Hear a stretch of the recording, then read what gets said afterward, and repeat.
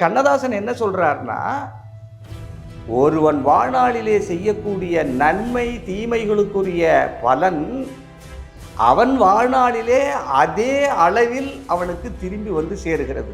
பலாத்காரம் செய்து அவளுடைய நகைகளையெல்லாம் பறித்து சென்றவர்களுக்குரிய தண்டனை அவர் வாழ்நாளிலேயே கிடைத்துவிட்டது.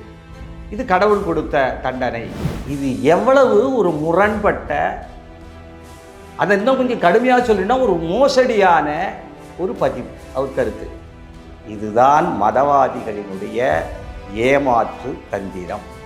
ஒருவன் செய்த பாவ புண்ணியங்களுக்கு ஏற்ற பலன் அந்த பிறவியில் அதே விலையில் அதே அளவில் கடவுளால் கொடுக்கப்பட்டு விடுகிறது என்று சொல்லிவிட்டு அவன் இறந்த பிறகு அவன் செய்த பாவ புண்ணியங்களுக்கு ஏற்ப சொர்க்கத்திற்கோ நரகத்திற்கோ போகிறான் என்று சொன்னது அதைவிட மோசடியா இல்லையா என்பதை நீங்கள் சிந்தித்து பாருங்கள்.